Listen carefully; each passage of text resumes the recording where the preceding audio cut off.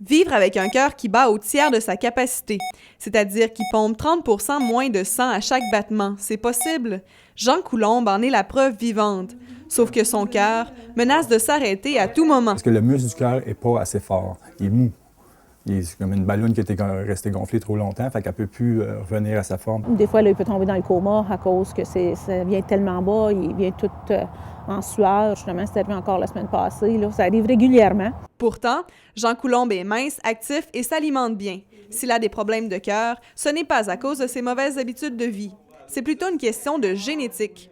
Dans sa famille, les problèmes cardiaques sont monnaie courante. Côté insuffisance cardiaque, ça vient du côté de ma mère, parce qu'il y a plusieurs de ses frères et sœurs qui sont morts relativement jeunes, là, dans la cinquantaine, là, d'arrêt cardiaque, des choses comme ça.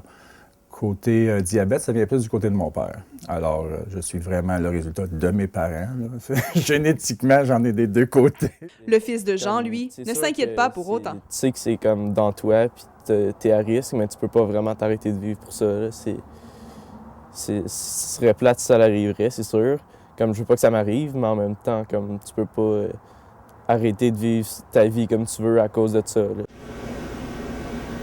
Plusieurs se doutaient, mais sans en être sûrs, que certaines maladies du cœur pouvaient être génétiques. Or, au début du mois de décembre, un groupe de chercheurs, dont 2 provenant de l'Institut de cardiologie de l'Université d'Ottawa, l'a confirmé. Ils ont comparé des échantillons sanguins de centaines de milliers de patients qui sont atteints d'une maladie cardiaque avec d'autres qui ne le sont pas.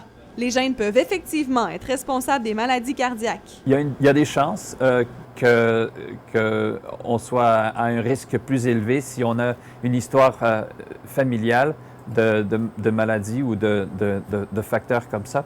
Mais souvent, dans les familles, on mange la même chose. Alors, il y a aussi des facteurs environnementaux. Ce qui pourrait sauver Jean, ce sont les défibrillateurs. Il envisage d'ailleurs de s'en procurer un pour la maison.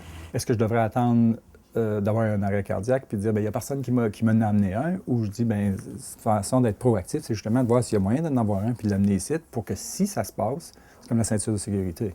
Si ça se passe, je vais avoir ce qu'il faut à ce moment-là. Certainement, quand le muscle cardiaque cesse de contracter,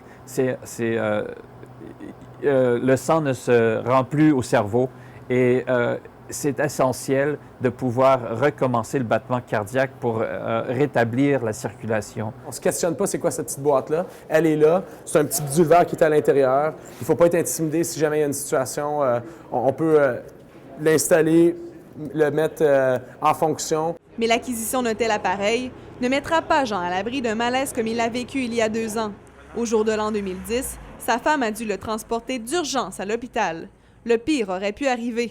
Ça m'est arrivé d'être à l'hôpital le 30 décembre, d'un soin intensif, puis pas savoir si j'étais pour voir la nouvelle année. C'est 2 jours plus tard. Donc oui, mon cœur va me causer des problèmes. Il m'en a déjà causé.